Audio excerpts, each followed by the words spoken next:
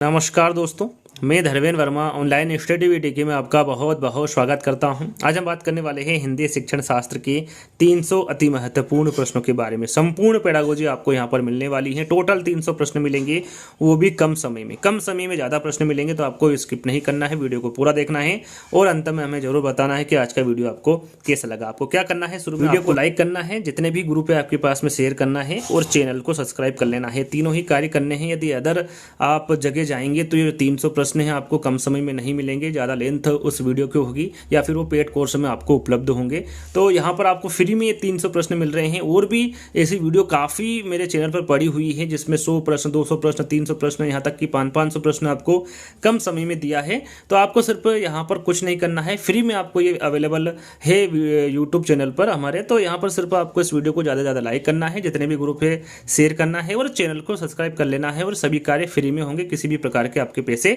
नहीं लगेंगे। यदि वीडियो आपको पसंद नहीं आ रहा है तो आप बेशक डिसलाइक कर सकते हैं, पर लेकिन कुछ ना कुछ करके जाइएगा, जिससे कि हमें पता चले कि हम जो वीडियो बना रहे हैं आपके काम का है या नहीं। तो जो मैं आपको बता रहा हूं आपको करके जाना है। शुरुआत करते हैं 300 प्रश्न का। आज का पहला प्रश्न है हिंदी पेडागोजी का। विभिन्न विषयों में निहित ज्ञान की एकता को स्पष्ट करने के लिए सहसंबंध आवश्यक है। वहाँ शिक्षण जिस विधि से होगा वो कौन सी विधि होगी? वो समवाय शिक्षण विधि होगी। यदि आप रेट की तैयारी कर रहे हैं स्पेशल, तो आप हमारे सेकंड चैनल मेरा घर मेरा स्कूल को सब्सक्राइब कर सकते हैं, लिंक आपको डिस्क्रिप्शन में मिल जाएगी। तो यहाँ पर आपका जो आंसर होगा वो समवाय शिक्षण विधि होगा। दूसरा प्रश्न, वह विधि जिसमें व्याकरणिक नियमों को कंठस्थ कराने की अपेक्षा कक्षा कक्ष में भाषाई वातावरण बनाने पर अधिक बल दिया जाता है, वो कौन सी विधि होगी? तो वो प्रत्यक्ष विधि होगी। सामाजिक व्यवहार के रिक्त स्थान व सांस्कृतिक नमूने अवचेतन स्तर पर ग्रहण किए जाते हैं, तो वो है भाषिक। सामाजिक व्यवहार के भाषिक व सांस्कृतिक नमूने अवचेतन स्तर पर ग्रहण किए जाते हैं।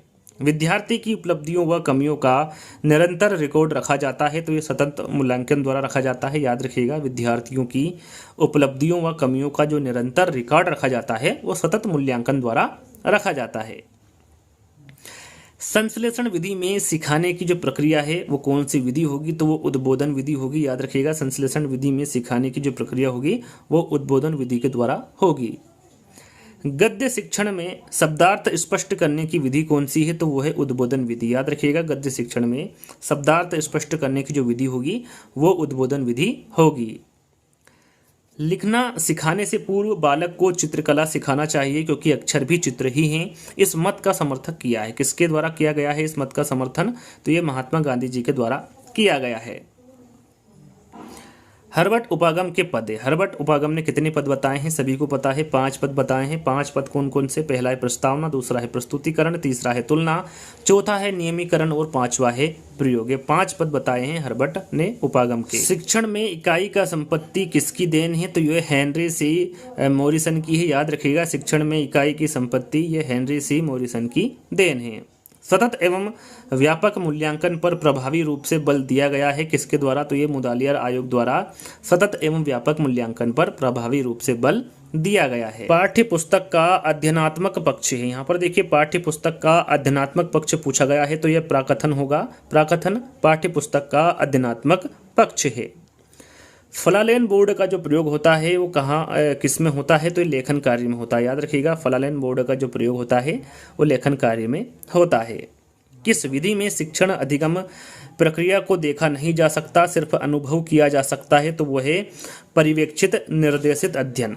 पर्यवेक्षित निर्देशित अध्ययन विधि में शिक्षण अधिगम प्रक्रिया को देखा नहीं जा सकता, सिर्फ अनुभव किया जा सकता है। वाक्य रचना व शब्दों के उचित प्रयोग का अभ्यास किया जाता है, तो वो है फ्लैश कार्ड द्वारा। याद रखिएगा, वाक्य रचना व शब्दों के उचित प्रयोग का जो अभ्यास किया जाता है वो फ्लैश कार्ड द्वारा किया जाता है।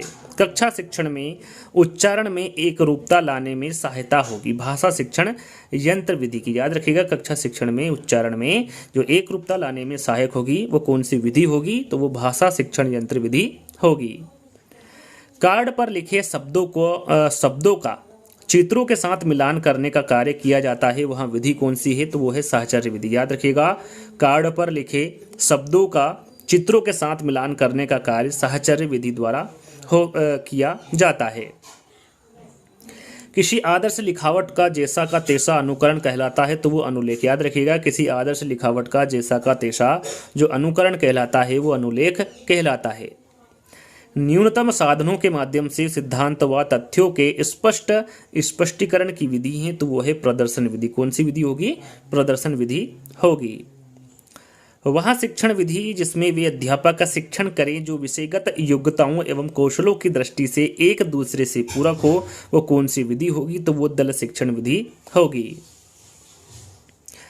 स्वगति, स्वमूल्यांकन, प्रतिपुष्टि आदि से संबंधित विधि है तो ये है अभिक्रमित अनुदेशन विधि। याद रखिएगा, स्वगति, स्वमूल्यांकन और प्रतिपुष्टि आदि से जो संबंधित विधि होगी वो अभिक्रमित अनुदेशन विधि होगी। वैचारिक सामग्री है तो जो वैचारिक सामग्री है उसके अंतर्गत मूल विषय वस्तु होगी। किसके अनुसार भाषा संसार का नादमय चित्र है, ध्वनिमय स्वरूप है, यहाँ विश्व की हृदय तंत्र की झनकार है, किसके स्वर में यहाँ अभिव्यक्ति पाई जाती है? तो ये किसके स्वर में अभिव्यक्ति पाई जाती है? तो ये सुकुमार कवि सुमित्रानंदन पंत के में अभिव्यक्ति ये पाई जाती है। भाषा के कितने आधार होते हैं? तो भाषा के दो आधार होते हैं, एक तो होता है लिखित और दूसरा होता है मौखिक। उसे भौतिक और अभौतिक भी कहते हैं। तो भाषा के कितने आधार होते हैं? दो आधार होते हैं। वहाँ विधि जिसका प्रयोग चारों भाषाई कौशलों के विकास हेतु किया जाता है, वहाँ विधि कौन सी है? तो वह है अनुकरण विधि। याद रखिएगा, वहाँ विधि अनुकरण विधि है जिसका प्रयोग चारों भाषाई कौशलों के विकास हेतु किया जाता है। यहाँ पर कमेंट्स के माध्यम से बताएगा, क्यूज के तौर पर देखिएगा, यहाँ पर आंसर दीजिएगा कि जो चार भाषाई कौशल है वो कौन कौन से है, कमेंट्स के माध्यम से बताइएगा। और सीरियल बाय बताइएगा, पहला कौन सा, दूसरा कौन सा, तीसरा कौन सा है और चौथा कौन सा है भाषाई कौशल। तो कमेंट्स के माध्यम से बताइएगा। श्रवण दृश्य साधन है तो श्रवण दृश्य साधन के अंतर्गत चलचित्र होगा। नाट्य का संबंध किस ज्ञानेंद्रियों से है? तो नाट्य का जो संबंध है वो कान व आंख जो ज्ञानेंद्रियां होती हैं उससे होता है। सत्र की समाप्ति पर प्रयुक्त मूल्यांकन है तो यह संकल्पनात्मक मूल्यांकन है। सत्र की समाप्ति पर जो प्रयुक्त मूल्यांकन होगा वो संकल्पनात्मक मूल्यांकन होगा।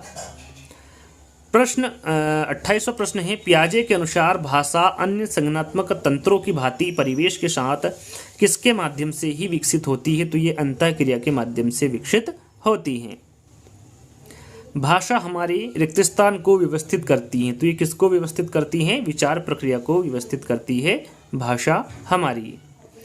भाषा शिक्षण पर विदेशी भाषा में दक्षता सीखने वाले की रिक्त स्थान पर ही ज़्यादा निर्भर करती है। तो राइट आंसर आपका होगा कि भाषा शिक्षण पर विदेशी भाषा में दक्षता सीखने वाले की अभिवृत्ति और अभिप्रेरणा पर ही ज़्यादा निर्भर करती है। कौन सी विधा का अनिवार्यता स्वर पठन किया जाना अपेक्षित है? तो वो है एकांकी। याद रखिएगा, एकांकी विधा का अनिवार्यता स्वर पठन किया जाना अपेक्षित है। नर्सरी तथा प्राथमिक स्तर पर कविता शिक्षण की सर्वश्रेष्ठ प्रणाली, यहाँ पर देखिए सर्वश्रेष्ठ प्रणाली आपको बताना है नर्सरी तथा प्राथमिक स्तर पर कविता शिक्षण की, तो वो है गीत तथा नाट्य प्रणाली। ये सर्वश्रेष्ठ प्रणाली है नर्सरी तथा प्राथमिक स्तर पर कविता शिक्षण की। मौखिक अभिव्यक्ति का आवश्यक गुण है, यहाँ पर देखिए मौखिक अभिव्यक्ति का आवश्यक गुण पूछा गया है तो वह है उच्चारण की शुद्धता। मूल्यांकन का क्षेत्र परीक्षा से होता है, किस प्रकार का होता है? तो वो विस्तृत होता है। याद रखिएगा, जो मूल्यांकन का क्षेत्र है वो परीक्षा से विस्तृत होता है। चिकित्सात्मक अध्यापन को कहा जाता है तो चिकित्सात्मक अध्यापन को क्या कहा जाता है? उपचार कहा जाता है। पाठ्यपुस्तक रचना के सोपान का क्रम है, यहाँ पर देखिए पाठ्यपुस्तक रचना के सोपान का क्रम आपको बताना है, क्रम से बताना है। तो पहला है विषय सामग्री का चयन, दूसरा है स्तरीकरण और तीसरा है प्रस्तुतिकरण। ये क्रम से दिया गया है पाठ्यपुस्तक रचना के सोपान। सत्य असत्य परीक्षण कहलाता है तो जो सत्य असत्य परीक्षण है ये एकांतर प्रत्युत्तर परीक्षण कहलाता है। विचारात्मक अधिगम में सबसे महत्वपूर्ण भूमिका किसकी होती है? तो ये मस्तिष्क की होती है। याद रखिएगा, विचारात्मक अधिगम में जो सबसे महत्वपूर्ण भूमिका होती है ये मस्तिष्क की होती है। रंगमंच अभिनय विधि है तो ये नाटक की है, जो रंगमंच अभिनय विधि होगी ये नाटक की विधि होगी। A.S. ब्लूम ने शिक्षा में कौन सा नवीन आयाम दिया है? तो वह मूल्यांकन उपागम। याद रखिएगा, जो ब्लूम ने शिक्षा में नवीन आयाम दिया है वो मूल्यांकन उपागम दिया है। प्रोजेक्ट विधि में शिक्षा प्रदान की जाती है तो ये जीवन उपयोगी शिक्षा। याद रखिएगा, प्रोजेक्ट विधि में जो शिक्षा प्रदान की जाती है वो जीवन उपयोगी शिक्षा की जाती है। पढ़ने की कुशलता का विकास करने के लिए क्या जरूरी है? तो इसके लिए बच्चों को विविध प्रकार की विशेष सामग्री उपलब्ध कराई जाए, ये जरूरी है पढ़ने की कुशलता का विकास करने के लिए। प्रस्तावना का मुख्य उद्देश्य है, तो प्रस्तावना का मुख्य उद्देश्य होता है नवीन ज्ञान ग्रहण करने हेतु तत्पर करना, ये प्रस्तावना का मुख्य उद्देश्य होता है। विश्लेषणात्मक विधि में प्रयोग होता है, तो शब्द से वर्ण, याद रखिएगा जो विश्लेषणात्मक विधि में प्रयोग होता है वो शब्द से वर्ण होता है। वर्तनी की विधिवत शिक्षा का ज्ञान किस स्तर पर हो जाना चाहिए? तो यह है प्राथमिक स्तर, याद रखिएगा वर्तनी की विधिवत शिक्षा का जो ज्ञान है वो प्राथमिक स्तर पर हो जाना चाहिए। किसके अनुसार विभिन्न अर्थों में सांकेतिक शब्द समूह की भाषा है जिसके द्वारा हम अपने विचार या मनोभाव दूसरों के प्रति बहुत सरलता से प्रकट करते हैं? तो वो है किसके अनुसार पूछा गया है? तो ये किसके अनुसार बताया गया है? ये आचार्य किशोरी दास वाजपेयी के द्वारा बताया गया है। फिर इनके अनुसार विभिन्न अर्थों में सांकेतिक शब्द समूह की भाषा है जिसके द्वारा हम अपने विचार या मनोभाव दूसरों के प्रति बहुत सरलता से प्रकट करते हैं।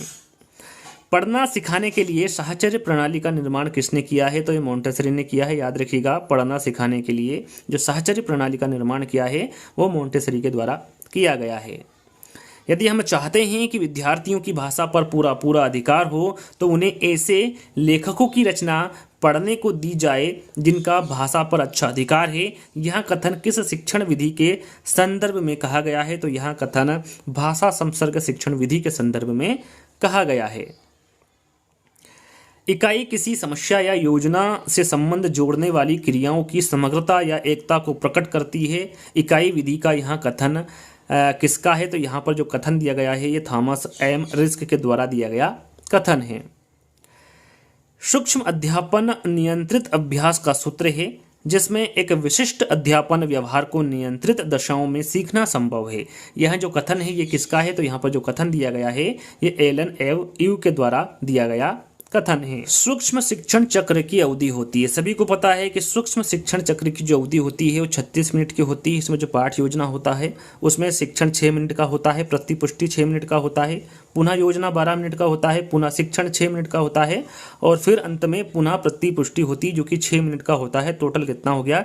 36 मिनट। तो याद रखिएगा सूक्ष्म शिक्षण चक्र की जो अवधि होती है वो 36 मिनट की होती है। कहीं कहीं अलग अलग भी पूछा जाता है कि शिक्षण कितने मिनट का होता है? 6 मिनट का होता है। प्रतिपुष्टि के बारे में पूछे तो ये भी 6 मिनट का होता है। पुनः योजना का पूछे तो आपको पता होना चाहिए 12 मिनट का होता है। पुनः शिक्षण का पूछे तो ये 6 मिनट का होता है और पुनः प्रतिपुष्टि का पूछे तो ये 6 मिनट का होता है। यानी कि आप देख सकते हैं यहाँ पर शिक्षण, प्रतिपुष्टि, पुनः शिक्षण और पुनः प्रतिपुष्टि ये 6-6 मिनट का होता है, लेकिन जो पुनः योजना है ये 12 मिनट का होता है। इसको आपको ध्यान में रखना है, कहीं कहीं अलग अलग भी पूछा जाता है। अगला प्रश्न, बोलना मनुष्य को पूर्णता तक पहुंचाता है लेकिन लिखना आदमी को परम शुद्ध बनाता है। कौशल के संबंध में यह कथन किसका है? तो यहाँ पर जो कथन दिया गया है यह अरस्तु का कथन है। अनुकरण के कितने प्रकार होते हैं? तो अनुकरण के 3 प्रकार होते हैं। कौन कौन से? लिखित अनुकरण, उच्चारण अनुकरण और रचना अनुकरण। यह 3 प्रकार का अनुकरण होता है। बुलेटिन बोर्ड है, जो बुलेटिन बोर्ड है ये किस प्रकार का बोर्ड है? तो ये दृश्य सामग्री है। याद रखिएगा बुलेटिन बोर्ड एक दृश्य सामग्री है। एक बालक जरूरत से ज्यादा अपने आप को असमर्थ समझ रहा है, वहां हीन भावना ग्रंथि से पीड़ित है और आत्मविश्वास खो बैठा है। एक शिक्षक के नाते आप उसका उपचार करेंगे। किस प्रकार करेंगे? तो ये सहानुभूतिपूर्ण व्यवहार से उसका उपचार आप करेंगे एक शिक्षक के नाते। किस शिक्षा शास्त्री के अनुसार स्कूल एक भाग है, अध्यापक एक माली है और बच्चे पौधे के समान है? तो किस शिक्षा शास्त्री के अनुसार है? तो ये फ्रोबेल के अनुसार स्कूल एक भाग है, अध्यापक एक माली है और बच्चे पौधे के समान हैं। लिखित सामग्री को मन ही मन बिना आवाज किए चुपचाप पढ़ना कहलाता है। क्या कहलाता है? तो ये मौन वाचन कहलाता है। याद रखिएगा लिखित सामग्री को मन ही मन बिना आवाज किए चुपचाप पढ़ना मौन वाचन कहलाता है। पठन शिक्षण की दृष्टि से गद्य पाठों के प्रकार है। तो पठन शिक्षण की दृष्टि से गद्य पाठों के प्रकार बताना है तो कितने प्रकार के होते हैं? 2 प्रकार के, गहन एवं सूक्ष्म पाठ या फिर पूरक एवं द्रुत पाठ। ये 2 प्रकार के पठन शिक्षण की दृष्टि से गद्य पाठ होते हैं। कविता शिक्षण की किस प्रणाली के अंतर्गत कविता को समझाने के लिए वैसी ही या फिर उसकी विरोधी दूसरी कविता को प्रस्तुत करके उसका तुलनात्मक अध्ययन कराया जाता है, वो कौन सी प्रणाली होती है? तो वो है तुलना प्रणाली में। खेल विधि को प्रचलित करने का श्रेय किसको जाता है? तो ये हेनरी कॉल्डवेल कुक को खेल विधि को प्रचलित करने का श्रेय जाता है। किसके अनुसार सूक्ष्म शिक्षण समस्त शिक्षण को लघु क्रियाओं में बांटना है? तो यह है डी एलन के अनुसार सूक्ष्म शिक्षण समस्त शिक्षण को लघु क्रियाओं में बांटना है। सीखना आदतों ज्ञान एवं अभिवृत्तियों का अर्जन है, यहाँ कथन किसका है? तो यहाँ पर जो कथन दिया गया है ये क्रो एंड क्रो का कथन है।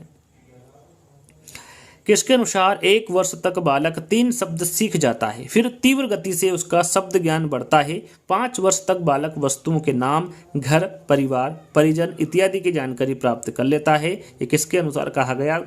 तो ये स्मिथ के अनुसार कहा गया। व्याकरण शिक्षण की किस प्रणाली को विकृत रूप से सुग्गा प्रणाली भी कहते हैं? तो वह पाठ्यपुस्तक प्रणाली। याद रखिएगा, व्याकरण शिक्षण की पाठ्यपुस्तक प्रणाली को विकृत रूप से सुग्गा प्रणाली भी कहते हैं। इस विधि में मातृभाषा के माध्यम से किसी नवीन भाषा को पढ़ाया जाता है, यहाँ कथन कौन सी विधि के संदर्भ में कहा गया है? तो यहाँ परोक्ष विधि के संदर्भ में कहा गया कथन है। जिस प्रकार चित्रकार के लिए तुलिका और फलक वांछनीय है, ठीक उसी प्रकार अथवा उससे भी कुछ अधिक अध्यापक के लिए श्यामपट्ट तथा खड़िया के टुकड़े का महत्व है। ये दोनों वस्तुएं सफल अध्यापक की सतत संगनी है। उपरोक्त कथन निम्नलिखित में से किसका है? यहाँ पर आपको बताना है जो कथन है ये किसके द्वारा दिया गया। तो ये पंडित सीताराम चतुर्वेदी द्वारा दिया गया कथन है। कविता शिक्षण की प्रश्नोत्तर प्रणाली को और किस नाम से जाना जाता है? तो यह खंडान्वयन प्रणाली। याद रखिएगा, कविता शिक्षण की प्रश्नोत्तर प्रणाली को खंडान्वयन प्रणाली के नाम से भी जाना जाता है। इकाई उपागम विधि के प्रवर्तक है, तो इकाई उपागम विधि के प्रवर्तक के बारे में पूछा गया है, तो वो हेनरी सी मॉरिसन है। याद रखिएगा, इकाई उपागम विधि के जो प्रवर्तक होंगे वो हेनरी सी मॉरिसन होंगे। भाषा में निदानात्मक परीक्षण वह परीक्षण है जिसके द्वारा अनुसंधानकर्ता छात्र के भाषागत दोषों को खोजता है जो अपने स्कूल के विषय में सामान्य प्रगति नहीं कर पाते। जो उपरोक्त परिभाषा है ये किसके अनुसार दी गई है, किसके द्वारा कही गई है? तो ये सोनेल के द्वारा दी गई परिभाषा है। लिखाई का कार्य पढ़ाई के कार्य से पूर्व शुरू होना चाहिए क्योंकि लिखाई पढ़ाई की अपेक्षा सरल है। लेखन शिक्षण के संदर्भ में यहाँ मत व्यक्त किया है, किसके द्वारा यहाँ मत व्यक्त किया है? तो ये मॉन्टेसरी के द्वारा मत व्यक्त किया है। किसी बड़ी वस्तु के छोटे नमूने को कहते हैं, तो किसी बड़ी वस्तु के जो छोटे नमूनों को क्या कहते हैं? प्रतिमूर्ति कहते हैं। निगमन विधि का सिद्धांत है, तो जो निगमन विधि का सिद्धांत है ये सामान्य से विशिष्ट की ओर होता है। निगमन विधि का सिद्धांत व्याकरण के माध्यम से भाषा के किस भाग की जानकारी मिलती है? तो वह है नियम। व्याकरण के माध्यम से भाषा के नियम की जानकारी मिलती है। सहायक सामग्री वह सामग्री है जो कक्षा में या अन्य शिक्षण परिस्थितियों में लिखित या बोली गई पाठ्य सामग्री को समझने में सहायता प्रदान करती है। यहाँ शिक्षण अधिगम सामग्री के संदर्भ में किस विद्वान के विचार है? तो यहाँ पर किस विद्वान के विचार है पूछा गया है, तो ये टेंड विद्वान के विचार है। कई बार ऐसा होता है कि शिक्षार्थी शिक्षक के द्वारा पढ़ाई गई विषय वस्तु को समझ नहीं पाते हैं। ऐसी परिस्थिति में शिक्षक को क्या करना चाहिए? तो ऐसी परिस्थिति में शिक्षक को उसे दिए गए विषय को उदाहरण द्वारा समझाना चाहिए।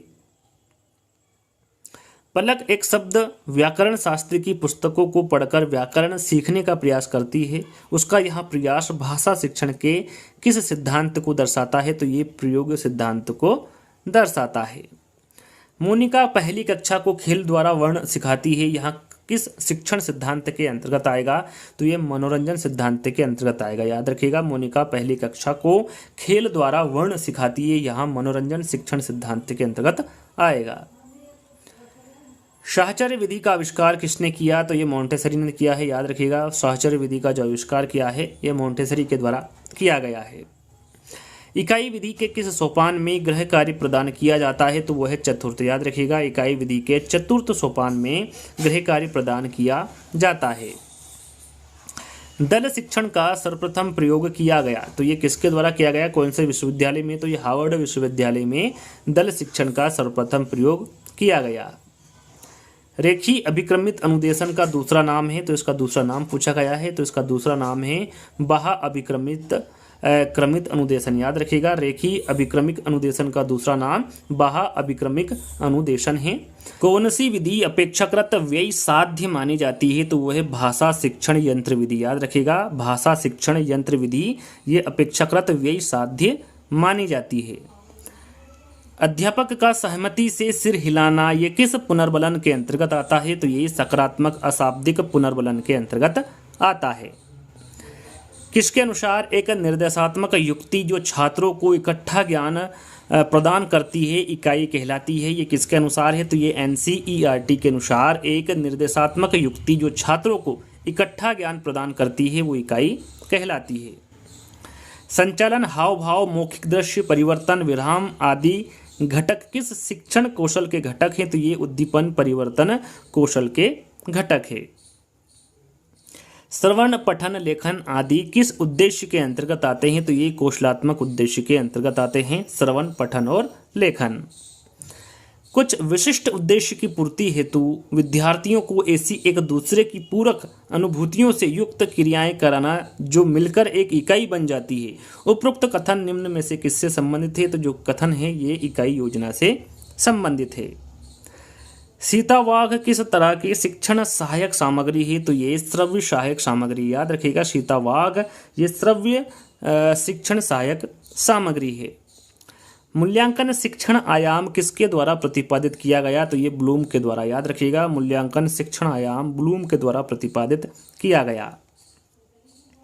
बालकों को लिखना सिखाने से पहले यहाँ आवश्यक है, क्या आवश्यक है, तो सबसे पहले लेखन संबंधी जिज्ञासा उत्पन्न करना आवश्यक है बालकों को लिखना सिखाने से पहले। वस्तुनिष्ठ प्रश्नों की उपयोगिता का प्रमुख कारण है, तो यह है निष्पक्ष मूल्यांकन। वस्तुनिष्ठ प्रश्नों की जो उपयोगिता का प्रमुख कारण होगा वो निष्पक्ष मूल्यांकन होगा।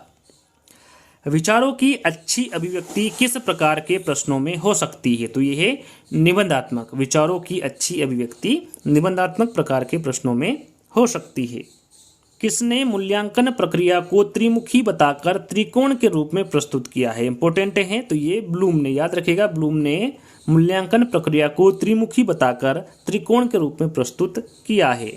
उपचारात्मक सुधारने का कार्य किन कक्षाओं में करना चाहिए, तो वह है प्रारंभिक कक्षाओं में। याद रखिएगा, उपचारात्मक सुधारने का कार्य प्रारंभिक कक्षाओं में करना चाहिए। गृह कार्य का मुख्य उद्देश्य क्या है, तो गृह कार्य का मुख्य उद्देश्य है पढ़ाए गए पाठ को दोहराने के लिए अवसर देना। आगमन विधि के रूपों की संख्या है, तो आगमन विधि के जो रूपों की संख्या होगी वो कितनी होगी, दो। कौन कौन सी, प्रायोगिक आगमन विधि और सांख्यिकी आगमन विधि, ये दो आगमन विधि के रूपों की संख्या है। प्रश्न पत्र निर्माण करने से पूर्व निम्न में से किस प्रपत्र को तैयार करना आवश्यक है, तो वह है ब्लूप्रिंट। प्रश्न पत्र निर्माण करने से पूर्व ब्लूप्रिंट प्रपत्र को तैयार करना आवश्यक है। मौखिक अभिव्यक्ति कौशल का विकास करने का सशक्त माध्यम है, तो वह है वाद विवाद। मौखिक अभिव्यक्ति कौशल का जो विकास करने का सशक्त माध्यम होगा वो वाद विवाद विधि होगा। भाषा दक्षता का प्रारंभिक कौशल है, देखिए भाषा दक्षता का प्रारंभिक कौशल पूछा गया है, तो वो है सुनना। भाषा शिक्षक का विशेष अनिवार्य गुण है, तो वह शुद्ध उच्चारण। याद रखिएगा, भाषा शिक्षक का जो विशेष अनिवार्य गुण होता है वो शुद्ध उच्चारण होता है। भावात्मक पक्ष के मापन हेतु उपयुक्त मापनी है, तो वो है अभिवृत्ति मापनी। याद रखिएगा, भावात्मक पक्ष के मापन हेतु जो उपयुक्त मापनी होगी वो अभिवृत्ति मापनी होगी। योजना शिक्षण विधि के प्रवर्तक है, तो यहाँ पर योजना शिक्षण विधि के प्रवर्तक पूछा गया है, तो वो है किलपैट्रिक। किलपैट्रिक योजना शिक्षण विधि के प्रवर्तक है। भाषाई कौशल यथा सुनना, बोलना, पढ़ना एवं लिखना का विकास किस कक्षा तक पूर्ण हो जाना चाहिए, तो यह है कक्षा 5। भाषाई कौशल सुनना, बोलना, पढ़ना एवं लिखना का जो विकास है वो कक्षा 5 तक पूर्ण हो जाना चाहिए। श्रवण कौशल को विकसित करने के लिए उपयुक्त प्रणाली है, तो वह है खेल प्रणाली। याद रखिएगा, श्रवण कौशल को विकसित करने के लिए जो उपयुक्त प्रणाली होगी वो खेल प्रणाली होगी। प्रायोजना विधि में कितने मुख्य सोपान उपयुक्त हैं? तो याद रखिएगा कितने प्रायोजना विधि में कितने मुख्य सोपान उपयुक्त है? तो वो है 6। 6 कौन कौन से आपके सामने है? परिस्थिति का निर्माण, योजना का चयन, योजना निर्माण, योजना का क्रियान्वयन, मूल्यांकन या निर्माण, या फिर छठा है कार्य का लेखा जोखा करना। ये प्रायोजना विधि के 6 मुख्य सोपान है। याद रखिएगा 6 मुख्य सोपानों को भी साथ में। अगला प्रश्न है विशिष्ट से सामान्य का सिद्धांत निम्न में से किस में प्रयोग होता है? तो वो है आगमन विधि। याद रखिएगा विशिष्ट से सामान्य का सिद्धांत आगमन विधि में प्रयोग होता है। सास्वर वाचन का अभ्यास कराने के लिए सबसे उपयुक्त साधन क्या है? तो वो है सामूहिक वाचन। सास्वर वाचन का अभ्यास कराने के लिए जो सबसे उपयुक्त साधन होगा वो सामूहिक वाचन होगा। मौन वाचन कब शुरू करना चाहिए? तो मौन वाचन जो है दोस्तों ये तीसरी कक्षा में शुरू करना चाहिए। साइलेंट रीडिंग किसकी रचना है? तो जो साइलेंट रीडिंग है ये ब्रायन की रचना है। रेडियो की सीमाओं को कौन सा श्रव्य साधन दूर कर सकता है? तो वह है टेप रिकॉर्डर। रेडियो की सीमाओं को टेप रिकॉर्डर श्रव्य साधन दूर कर सकता है। लिग्वाफोन कैसा शिक्षण उपकरण है? तो इसके बारे में तो आपको सभी को पता होगा, ये श्रव्य शिक्षण उपकरण है लिग्वाफोन। जिस उद्देश्य के लिए परीक्षण तैयार किया गया है यदि वहाँ उसकी पूर्ति करता है तो वहाँ कहलाता है, वहाँ क्या कहलाता है? तो वहाँ वेद परीक्षण कहलाता है।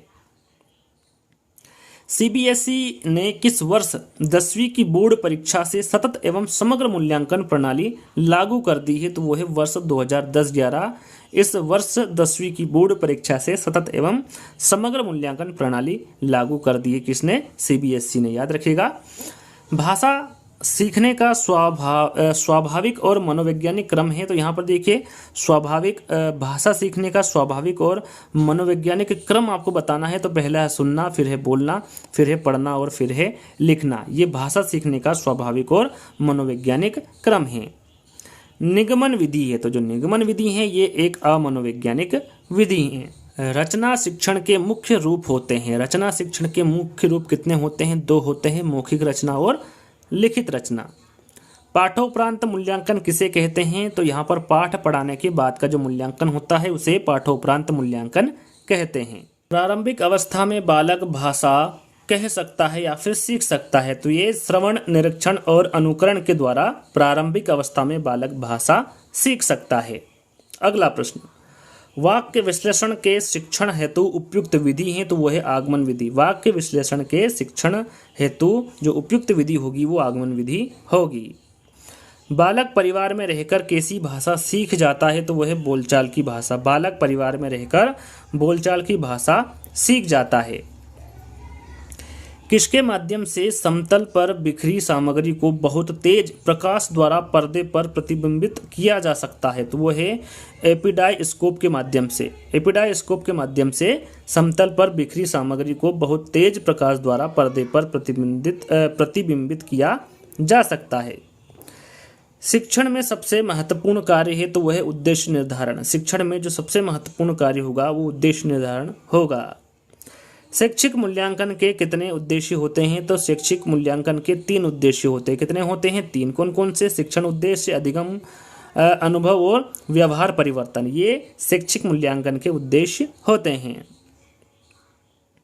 निदान की परीक्षण विधि के प्रकार होते हैं? तो निदान की परीक्षण विधि के जो प्रकार होते हैं वो 2 होते हैं, दार्शनिक विधि और निदानात्मक परीक्षण। ये निदान की परीक्षण विधि के प्रकार होते हैं। शिक्षार्थियों के सतत एवं समग्र मूल्यांकन पर प्रभावी जोर दिया गया है? तो ये मुदालियर आयोग की सिफारिशों में शिक्षार्थियों के सतत एवं समग्र मूल्यांकन पर प्रभावी जोर दिया गया है।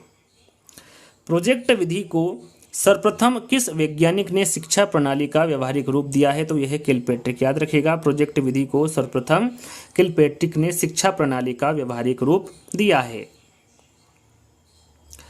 ब्लूम ने मूल्यांकन आयाम के कितने सोपान बताए हैं? तो ब्लूम ने मूल्यांकन आयाम के 3 सोपान बताए। कितने बताए हैं? 3। कौन कौन से? शैक्षिक उद्देश्यों का निर्धारण करना, अधिगम की अनुभव प्रदान करना और व्यवहार परिवर्तन का मूल्यांकन करना। ये 3 सोपान बताए हैं ब्लूम ने मूल्यांकन आयाम के। अधिगम अनुभव केंद्रीय इकाई योजना में किस पर अधिक बल दिया जाता है? तो वह है छात्र अनुक्रिया पर। याद रखिएगा अधिगम अनुभव केंद्रीय इकाई योजना में छात्र अनुक्रिया पर अधिक बल दिया जाता है।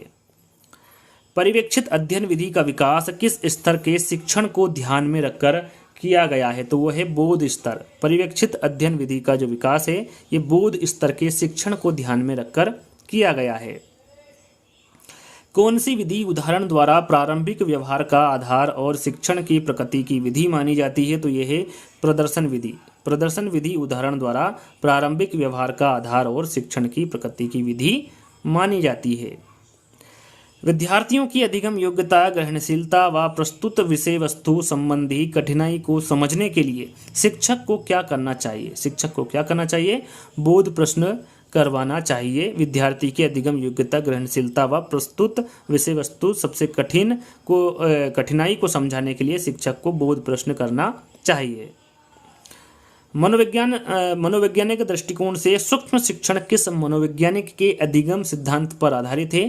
तो यह है B.F. स्किनर। याद रखिएगा, मनोवैज्ञानिक दृष्टिकोण से सूक्ष्म शिक्षण B.F. स्किनर मनोवैज्ञानिक के अधिगम सिद्धांत पर आधारित है। किस विधि में भाषा व्यवहार पुष्टि के लिए पखवाड़े तक कार्य गोष्ठी की जा सकती है? तो यह दूरस्थ शिक्षण विधि। दूरस्थ शिक्षण विधि में भाषा व्यवहार पुष्टि के लिए पखवाड़े तक कार्य गोष्ठी की जा सकती है। रसानुभूति पाठ का संबंध होता है? तो रसानुभूति पाठ का जो संबंध है ये भावात्मकता से होता है। उच्च प्राथमिक स्तर पर भाषा का सर्वोपरि उद्देश्य है? तो निजी अनुभवों के आधार पर भाषा सृजनशील इस्तेमाल ये उच्च प्राथमिक स्तर पर भाषा का सर्वोपरि उद्देश्य है।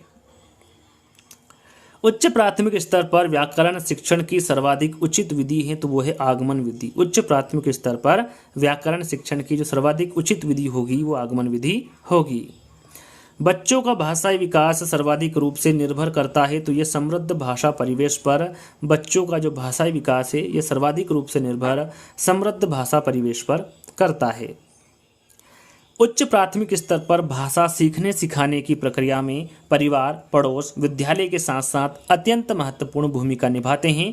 तो यह है संचार माध्यम। याद रखिएगा, संचार माध्यम उच्च प्राथमिक स्तर पर भाषा सीखने सिखाने की प्रक्रिया में परिवार, पड़ोस, विद्यालय के साथ साथ अत्यंत महत्वपूर्ण भूमिका निभाते हैं। अहम केंद्रित भाषा की संकल्पना किसके साथ घनिष्ठ रूप से जुड़ी है? तो यह है पियाजे। याद रखिएगा, अहम केंद्रित भाषा की जो संकल्पना है ये पियाजे के साथ घनिष्ठ रूप से जुड़ी है। वाइगोत्स्की के अनुसार भाषा सीखने, शब्दों को अर्थ देने में किसकी भूमिका को नकारा नहीं जा सकता? तो ये सामाजिक अंतःक्रिया की भूमिका को नकारा नहीं जा सकता। गद्य शिक्षण के द्रुत पाठ में अधिक ध्यान दिया जाता है? तो किसका ध्यान अधिक दिया जाता है? तो ये अर्थबोध। याद रखिएगा, गद्य शिक्षण के द्रुत पाठ में जो अधिक ध्यान दिया जाता है वो अर्थबोध का दिया जाता है। एक समान उच्चारित होने वाले शब्द किस विधि में एक साथ सिखाए जाते हैं? तो वह है ध्वनि साम्य विधि। एक समान उच्चारित होने वाले शब्द ध्वनि साम्य विधि में एक साथ सिखाए जाते हैं। अधिगम के स्थानांतरण में खोजपूर्ण कौशल के किस घटक का प्रयोग उपयोगी है? तो वह है पुनः केंद्रीकरण तकनीक। अधिगम के स्थानांतरण में खोजपूर्ण कौशल के पुनः केंद्रीकरण तकनीक जो घटक है इसका प्रयोग उपयोगी है। प्रत्यक्ष विधि में जिन आधारभूत कौशलों को सीखने का पर्याप्त अवसर मिलता है वे हैं? तो वह है सुनना और बोलना। याद रखिएगा, प्रत्यक्ष विधि में जिन आधारभूत कौशलों को सीखने का पर्याप्त अवसर मिलता है वो सुनना और बोलना है। हरवटी में 5 पदों द्वारा शिक्षण का उपयुक्त क्रम है? तो इसके बारे में आपको बता चुका हूँ। प्रस्तावना, प्रस्तुतिकरण, तुलना, नियमीकरण और प्रयोग, ये हरवटी में 5 पदों द्वारा शिक्षण का उपयुक्त क्रम है। मातृभाषा और सीखी जाने वाली द्वितीय भाषा दोनों का भाषा वैज्ञानिक विश्लेषण प्रस्तुत करने हेतु प्रभावी विधि है? तो वह है व्यतिरेक विधि। याद रखिएगा, व्यतिरेक विधि यहाँ पर आपका राइट आंसर होगा। अनुवाद विधि सिद्धांत का पालन करती है ज्ञात से अज्ञात की ओर। याद रखिएगा, जो अनुवाद विधि सिद्धांत है इसका जो पालन करती है वो ज्ञात से अज्ञात की ओर करती है। प्रायोजना विधि के प्रकार है? तो प्रायोजना जो विधि है इसके प्रकार कितने हैं? 4। कौन कौन से? समस्यात्मक प्रायोजना, कलात्मक जिसे आनंदात्मक प्रायोजना भी कहते हैं, अभ्यासात्मक प्रायोजना और रचनात्मक प्रायोजना। ये 4 प्रकार के प्रायोजना विधि होती हैं। किस विधि को सामाजिकृत अभिव्यक्ति भी कहा जाता है? तो वह पर्यवेक्षित अध्ययन विधि। इस विधि को सामाजिकृत अभिव्यक्ति भी कहा जाता है। पर्यवेक्षित अध्ययन विधि के जन्मदाता है, तो पर्यवेक्षित अध्ययन विधि के जन्मदाता पूछा गया है तो वो डेजी मोरविन है। किसने कहा है कि जो कार्य अपनी इच्छा से स्वतंत्रता पूर्वक करे वही खेले? काफ़ी इंपॉर्टेंट यहाँ पर कथन है, तो ये ड्यूलिक का कथन है और अपनी पुस्तक फिलोसफी ऑफ प्ले में लिखा है। यहाँ पर पूछा जाए कि यहाँ जो कथन है कि कौन सी पुस्तक में लिखा गया है, तो ये फिलोसफी ऑफ प्ले में लिखा गया कथन है। और किसके द्वारा लिखा गया है? ड्यूलिक के द्वारा लिखा गया कथन है। रचना अनुवाद विधि को और किस नाम से जाना जाता है? तो यह व्याकरण अनुवाद विधि। रचना अनुवाद विधि को व्याकरण अनुवाद विधि के नाम से जाना जाता है। सैनिक विधि या फिर आर्मी मेथड को और किस नाम से जाना जाता है? तो इसको अनुकरण, परिस्मरण विधि और श्रम भाष्य सेना विधि के नाम से जाना जाता है। सैनिक विधि या फिर आर्मी मेथड को याद रखिएगा, इंपॉर्टेंट प्रश्न है। सर्वाधिक प्राचीन विधि कौन सी है? तो सर्वाधिक प्राचीन विधि के बारे में पूछे तो आपका राइट आंसर व्याख्यान विधि होगा। दल शिक्षण विधि को और किस नाम से जाना जाता है? तो जो दल शिक्षण विधि है इसको समूह शिक्षण, सहकारी शिक्षण विधि और सहयोगी शिक्षण के नाम से जाना जाता है दल शिक्षण विधि को। किसके अनुसार दल शिक्षण एक ऐसी व्यवस्था है जिसमें कई शिक्षक अपने स्रोतों, अभिरुचियों एवं दक्षताओं के अनुरूप एक ही कक्षा में शिक्षण कार्य करते हैं? तो वो किसके अनुसार दल शिक्षण एक ऐसी व्यवस्था है? तो ये डेविस वार्विक के अनुसार दल शिक्षण एक ऐसी व्यवस्था है जिसमें कई शिक्षक अपने स्रोतों, अभिरुचियों एवं दक्षताओं के अनुरूप एक ही कक्षा में शिक्षण कार्य करते हैं। श्रुत लेखन अभ्यास विधि किस कक्षाओं के लिए उपयोगी है? तो ये प्राथमिक कक्षाओं के लिए, याद रखिएगा। श्रुत लेखन अभ्यास विधि ये प्राथमिक कक्षाओं के लिए उपयोगी हैं। किसने कहा है कि रमणीय अर्थ का प्रतिपादन करने वाले शब्दों को वाक्य कहते हैं? तो यह पंडित जगन्नाथ, इनके द्वारा कहा गया है कि रमणीय अर्थ का प्रतिपादन करने वाले शब्दों को काव्य कहते हैं। किसने कहा है कि जिस प्रकार आत्मा की मुक्तावस्था ज्ञान दशा कहलाती है, हृदय की इसी मुक्ति साधना के लिए मनुष्य की वाणी जो शब्द विधान करती है वही कविता कहलाती है। कविता शिक्षण को ही प्रशिक्षण कहा जाता है। यहाँ किसके द्वारा कहा गया है? तो ये आचार्य शुक्ल द्वारा कहा गया है। कविता की गीत विधि किस कक्षाओं के लिए उपयोगी है? तो कविता की गीत विधि के बारे में पूछा गया है, तो ये पूर्व प्राथमिक व प्राथमिक कक्षाओं के लिए उपयोगी है कविता की गीत विधि। किस विधि की उत्पत्ति दार्शनिक सुकरात की प्रश्नोत्तर विधि से हुई है? तो वो खंड्यान्वयन विधि है, याद रखिएगा। खंड्यान्वयन विधि की उत्पत्ति दार्शनिक सुकरात की प्रश्नोत्तर विधि से हुई है। किस विधि का जन्म सुकरात की समस्या समाधान विधि से हुआ है? तो वह है दंड्यान्वयन विधि, याद रखिएगा। दंडान्वयन जो विधि है इनका जो जन्म है ये सुकरात की समस्या समाधान विधि से हुआ है। गद्य शिक्षण की सर्वश्रेष्ठ विधि कौन सी है? तो गद्य शिक्षण की सर्वश्रेष्ठ विधि के बारे में पूछा गया है, तो आपका राइट आंसर अर्थबोध विधि होगा। सस्वर वाचन का अभ्यास कराने के लिए सबसे उपयुक्त साधन क्या है? तो वह है आदर्श वाचन। सस्वर वाचन का अभ्यास कराने के लिए जो सबसे उपयुक्त साधन होगा वो आदर्श वाचन होगा। किसने नाट्य शब्द को स्पष्ट करते हुए लिखा है कि संपूर्ण संसार के भावों का अनुकीर्तन ही नाटक है? ये किसके अनुसार कहा गया है? तो ये भरत मुनि के अनुसार कहा गया है कि नाट्य शब्द को स्पष्ट करते हुए इनके द्वारा लिखा गया है कि संपूर्ण संसार के भावों का अनुकीर्तन ही नाटक है। नाटक शिक्षण की सर्वश्रेष्ठ विधि कौन सी है? तो नाटक शिक्षण की सर्वश्रेष्ठ विधि के बारे में पूछा गया है, तो वो कक्षा विनय प्रणाली है। निगमन विधि का जनक कौन है? निगमन विधि के जनक के बारे में पूछा गया है, तो अरस्तु आपका राइट आंसर होगा।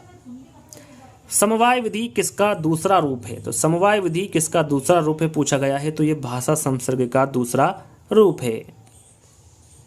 पाठ योजना का जन्म कहाँ से हुआ है? तो पाठ योजना का जन्म गेस्टाल्ट मनोवैज्ञानिक से हुआ है। किसके अनुसार पाठ योजना में उपलब्धियों की सूची का शीर्षक है जिन्हें शिक्षक कक्षा में प्राप्त करना चाहता है?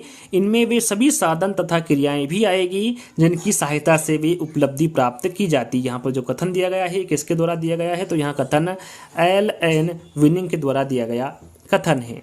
किसके अनुसार कक्षा में जाने से पूर्व शिक्षक को पूरी जानकारी कर लेना चाहिए, क्योंकि शिक्षक की प्रगति के लिए कोई बात इतनी बाधक नहीं है जितनी कि शिक्षण की पूर्ण तैयारी। यह कथन किसके द्वारा कहा गया है? तो ये डेविस महोदय के द्वारा कहा गया कथन है।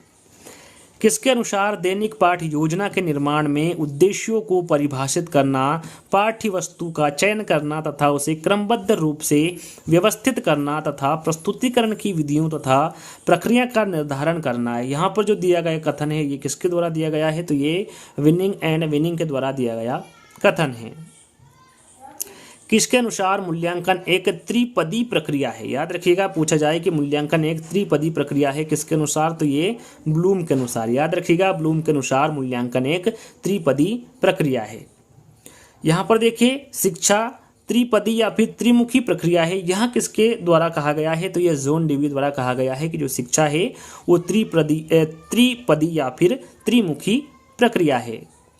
उसी के साथ साथ एक और प्रश्न है, त्रिमुखी प्रक्रिया के बारे में पूछे तो आपका राइट आंसर जॉन डेवी होगा। और यदि शिक्षा द्विमुखी या फिर द्विध्रुवी प्रक्रिया के बारे में पूछे कि यहाँ किसका कहना है, तो ये एडम्स का कहना है। पाठ योजना के प्रकार है, तो पाठ योजना के कितने प्रकार होते हैं, 3 प्रकार होते हैं। इकाई पाठ योजना, दैनिक पाठ योजना और वार्षिक पाठ योजना। 3 प्रकार की पाठ योजना होती हैं। थॉमस एंड रिस्क ने इकाई विधि के कितने सोपान बताएं। यदि पूछे डायरेक्ट कि जो इकाई विधि है उसके कितने सोपान होते हैं, तो मैं आपको बता चुका हूं। यदि पूछे कि थॉमस एंड रिस्क ने इकाई विधि के कितने सोपान बताए हैं, तो उन्होंने कितने सोपान बताए हैं, 3 सोपान। प्रस्तावना, विकास और पूर्ति, ये 3 सोपान थॉमस एंड रिस्क के द्वारा इकाई के बताए गए हैं।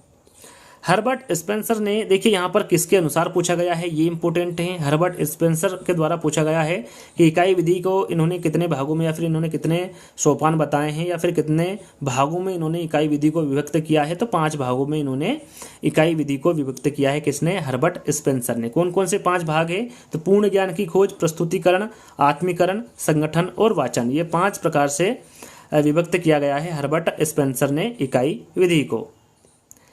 किसके अनुसार इकाई सार्थक एवं परस्पर संबंधी क्रियाओं की व्यापक संख्या है, जिसका विकास स्वरूप में होता है कि बालकों के उद्देश्यों की पूर्ति हो सके, उन्हें महत्वपूर्ण शैक्षिक अनुभव प्रदान किए जा सके और उन्हें वांछित व्यवहार परिवर्तन प्रतिफलित हो सके। यहाँ पर जो दिया गया कथन है ये किसका है, तो ये बोशिंग द्वारा दिया गया कथन है। मॉरिसन ने शिक्षण योजना में कितने सोपानों का अनुसरण किया जाता है मॉरिसन के द्वारा, तो ये 5 सोपानों का अनुसरण किया जाता है मॉरिसन की शिक्षण योजना में। कौन कौन से 5 सोपान हैं, पहला है योजना, दूसरा है प्रस्तुतिकरण, तीसरा है परिपाक, चौथा है व्यवस्था और 5वां है वर्णन। याद रखिएगा, 5 सोपानों का अनुसरण किया जाता है मॉरिसन की शिक्षण योजना में। कौन कौन से हैं इसके बारे में भी आपको पता होना चाहिए। भाषा के कौशल होते हैं, जैसा कि मैंने क्यूज के तौर पर आपको आंसर दिया था, प्रश्न दिया था, उसका आंसर आप दे चुके होंगे। नहीं दिया तो यहाँ पर उसका आंसर देख सकते हैं। भाषा के जो 4 कौशल होते हैं वो सुनना, बोलना, पढ़ना और लिखना होता है और सभी को इसके बारे में पता है, साधारण सा प्रश्न है। शब्दोच्चारण के पूर्व बुद्धि के साथ मिलकर आत्मा पहले अर्थ ज्ञान प्राप्त करती है, तब मन बोलने की इच्छा से प्रेरणा प्राप्त करता है। यहाँ जो कथन है ये किसका है, किसके द्वारा दिया गया है, तो ये पाणिनि मुनि के द्वारा दिया गया कथन है।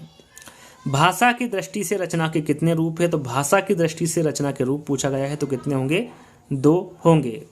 किसका मत है कि विचार को क्रमबद्ध करना, उनको शब्दों द्वारा व्यक्त करना, संवारना तथा सजाना ही रचना है। यहाँ किसका मत है, तो ये डॉक्टर रघुनाथ सफाया का मत है। रचनात्मक विधि के प्रतिपादक कौन है, तो रचनात्मक विधि के प्रतिपादक पूछा गया है, तो यह जॉन हेनरी पेस्टालोजी रचनात्मक विधि के प्रतिपादक हैं। सूक्ष्म शिक्षण के जन्मदाता है, तो सूक्ष्म शिक्षण के जन्मदाता D.W. एलन है, सूक्ष्म शिक्षण के जन्मदाता। शिक्षण की प्रक्रिया के किस आयाम में विषयों का विश्लेषण किया जाता है, तो वो है तुलना में। याद रखिएगा, इंपॉर्टेंट प्रश्न है। शिक्षण की प्रक्रिया में तुलना आयाम में विषयों का विश्लेषण किया जाता है। किसके अनुसार सूक्ष्म शिक्षण कम अवधि कम शिक्षण क्रियाओं वाली प्रविधि है, तो वह है B.M. शोर। B.M. शोर के अनुसार सूक्ष्म शिक्षण कम अवधि कम शिक्षण क्रियाओं वाली प्रविधि है। मूल्यांकन का शाब्दिक अर्थ क्या है, मूल्यांकन का शाब्दिक अर्थ होता है मूल्य का अंकन या फिर मूल्य का निश्चयीकरण करना, यह मूल्यांकन का शाब्दिक अर्थ होता है। किसके अनुसार मूल्यांकन वह निर्णय या विश्लेषण है जो विद्यार्थी के कार्य की प्राप्त सूचनाओं से निकाला जाता है। यहाँ कथन किसका है, तो ये क्लॉर व स्टार का कथन है।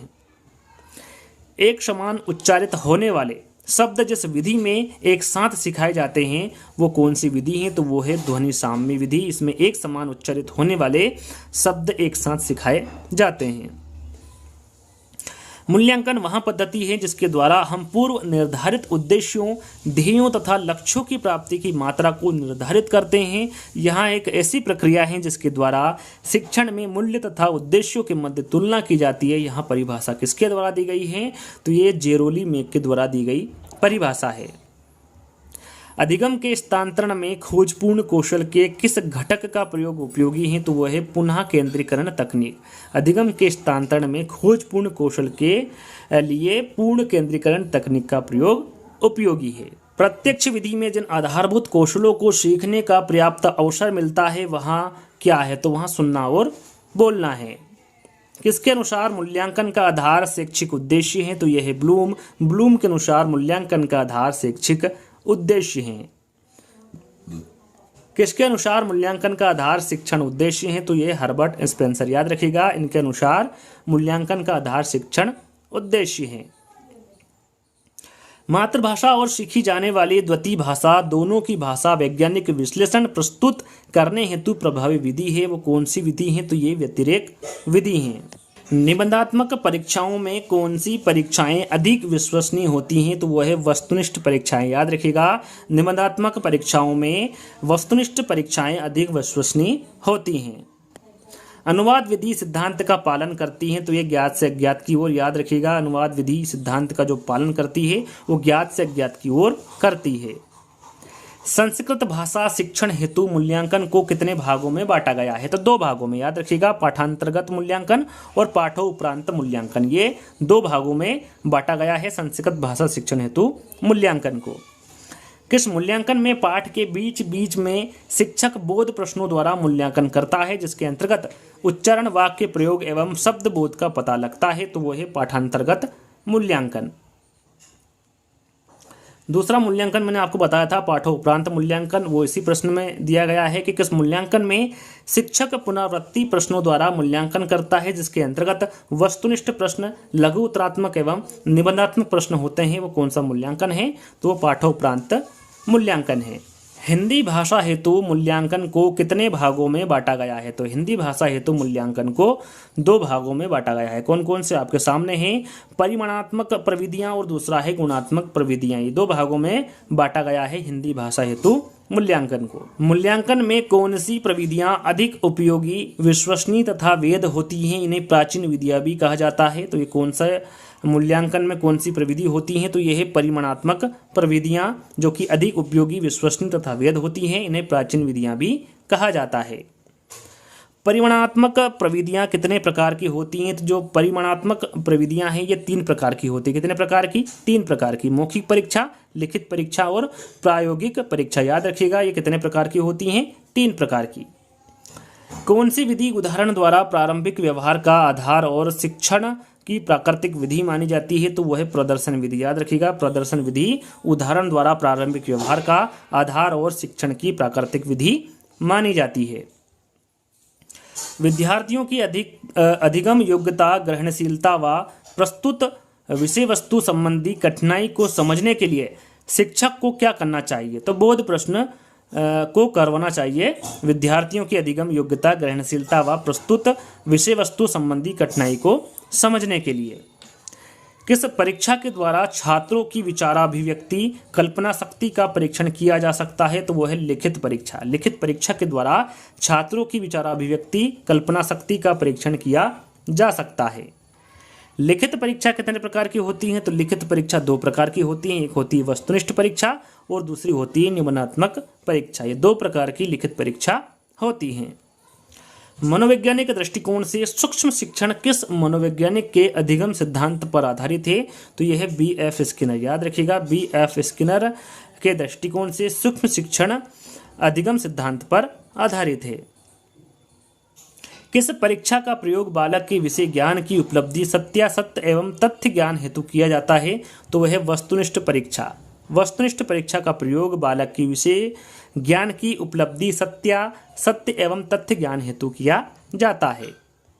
किस परीक्षाओं का आयोजन आंतरिक मूल्यांकन के लिए किया जाता है? तो वह है गुणात्मक परीक्षाएं। गुणात्मक परीक्षाओं का आयोजन आंतरिक मूल्यांकन के लिए किया जाता है।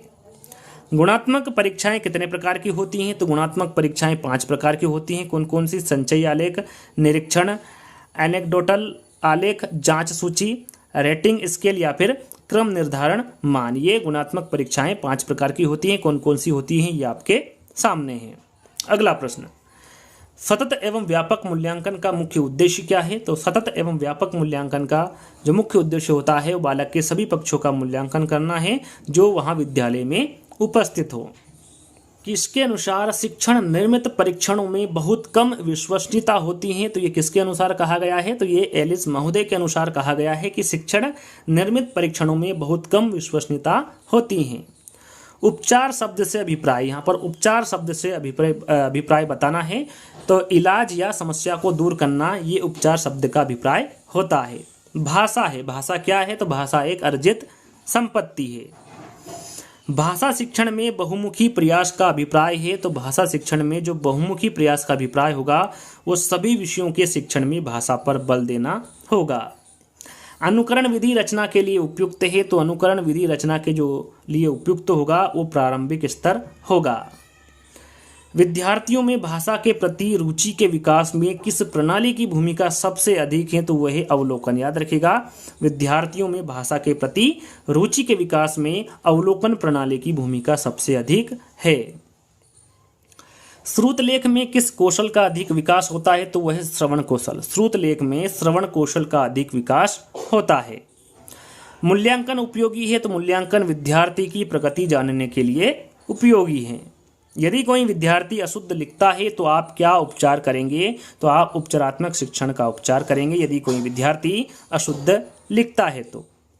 भाषा शिक्षण की सूत्र विधि का मूल स्रोत कौन सी भाषा है? तो वो है संस्कृत। याद रखिएगा, भाषा शिक्षण की सूत्र विधि का जो मूल स्रोत होगा वो संस्कृत भाषा होगा।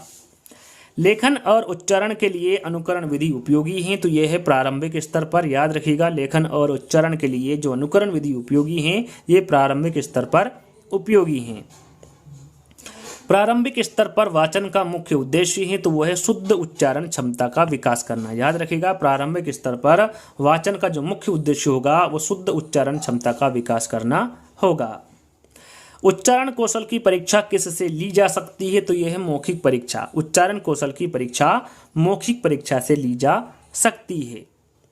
उच्चारण शिक्षण में नहीं होना चाहिए। तो उपहास। याद रखिएगा, उच्चारण शिक्षण में उपहास नहीं होना चाहिए।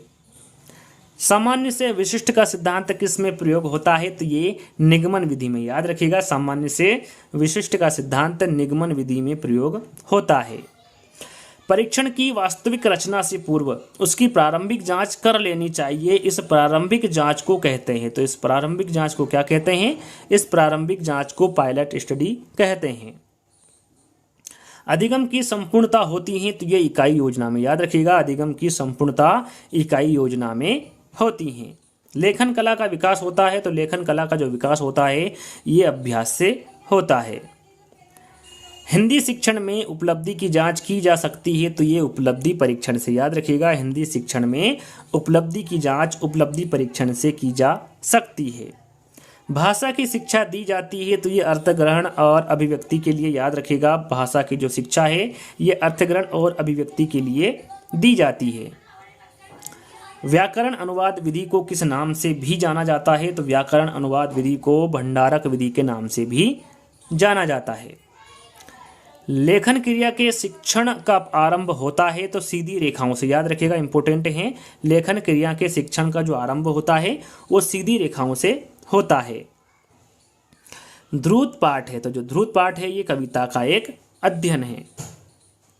शब्द भंडार में वृद्धि के लिए सर्वाधिक उपयुक्त है। तो ये है गद्य शिक्षण। याद रखिएगा, शब्द भंडार में वृद्धि के लिए जो सर्वाधिक उपयुक्त होगा वो गद्य शिक्षण होगा।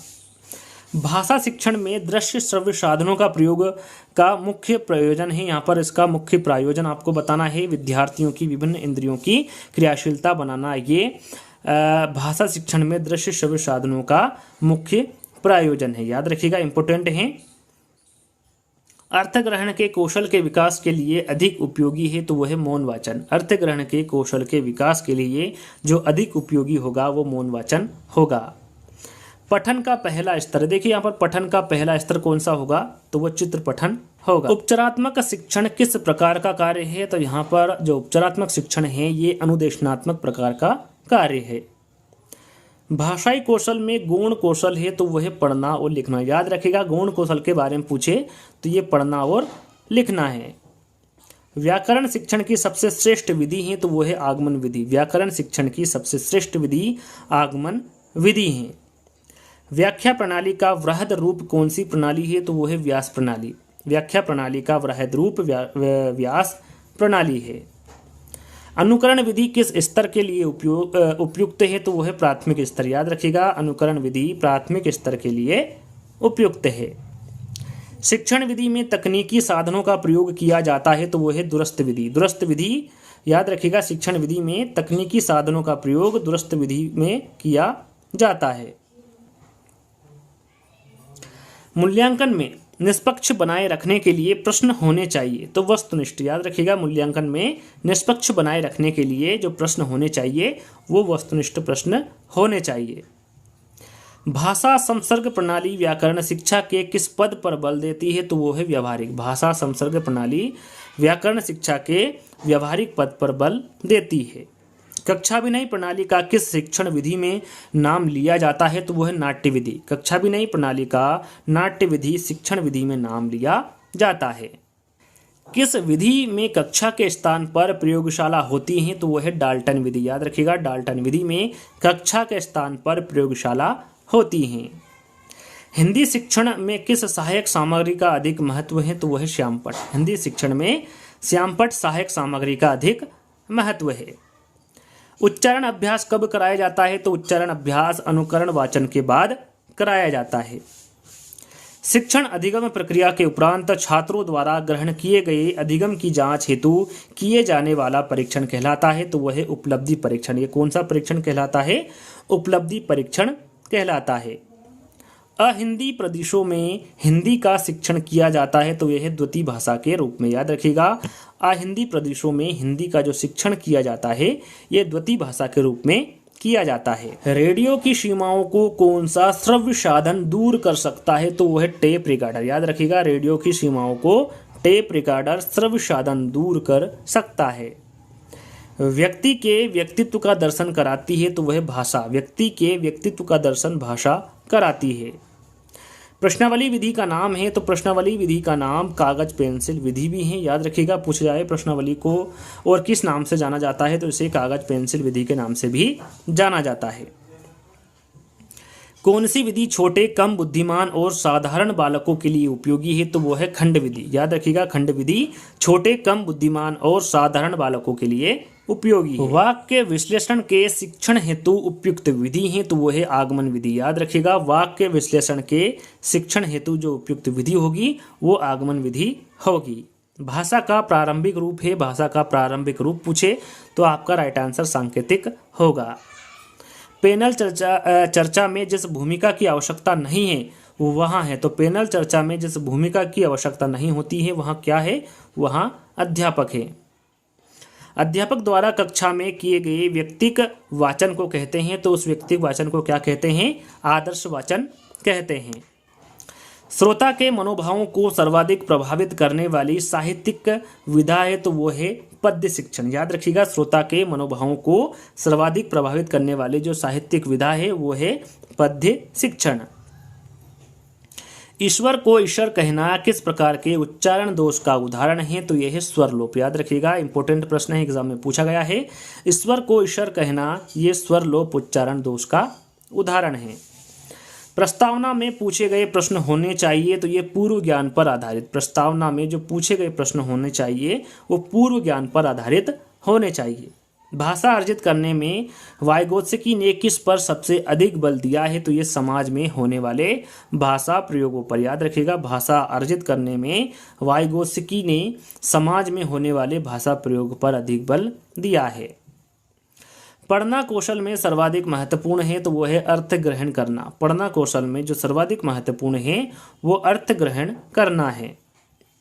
मौखिक भाषा के आकलन का सर्वोत्तम तरीका है, तो वो है अनुभव बांटना व बातचीत करना, ये मौखिक भाषा के आकलन का सर्वोत्तम तरीका है।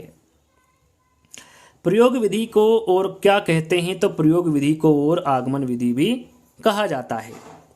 किस विधा के शिक्षण के समय आप मौन पठन को महत्व देंगे? तो वो है निबंध। याद रखिएगा, निबंध विधा के शिक्षण के समय आप मौन पठन को महत्व देंगे। रायबर्न किस कक्षा से व्याकरण की शिक्षा प्रारंभ करना अच्छा मानते हैं? तो ये छठी से। याद रखिएगा, जो रायबर्न है ये छठी कक्षा से व्याकरण की शिक्षा प्रारंभ करना अच्छा मानते हैं। वार्षिक योजना प्रमुख रूप से उपयोगी है? तो वो है शिक्षक के लिए। याद रखिएगा, जो वार्षिक योजना प्रमुख रूप से किसके लिए उपयोगी है? तो ये शिक्षक के लिए उपयोगी है। कौन सी व्याकरण शिक्षण की प्राचीन एवं परंपरागत शिक्षण विधि है? तो वो है निगमन विधि। याद रखिएगा, निगमन विधि व्याकरण शिक्षण की प्राचीन एवं परंपरागत शिक्षण विधि है। रचना में शब्दों को प्रयुक्त किया जाता है? तो वो है अभिव्यक्ति के रूप में। अभिव्यक्ति के रूप में रचना में शब्दों को प्रयुक्त किया जाता है। बालक को उसके वातावरण पर आधारित ज्ञान दिए जाने की विधि है? तो वो है अवलोकन विधि। याद रखिएगा, बालक को उसके वातावरण पर आधारित ज्ञान दिए जाने वाली जो विधि है वो अवलोकन विधि है। मूल्यांकन प्रक्रिया को त्रिकोण में बांटा था? किसके द्वारा बांटा था? इसके बारे में आपको बता चुका हूं। मूल्यांकन प्रक्रिया को त्रिकोण में ब्लूम द्वारा बांटा गया था। बाल उद्यान शिक्षण पद्धति के जन्मदाता है? तो यह फ्रोबेल है। जो बाल उद्यान शिक्षण पद्धति है उसके जन्मदाता कौन होंगे? फ्रोबेल होंगे। बार बार प्रयोग करने पर यदि कोई परीक्षण समान परिणाम दे तो वहाँ कहलाता है? तो वहाँ क्या कहलाता है? तो वो विश्वसनीय कहलाता है। बालकों के लिए सबसे कठिन है? तो बालकों के लिए जो सबसे कठिन होता है वो क्या होता है? लिखना होता है।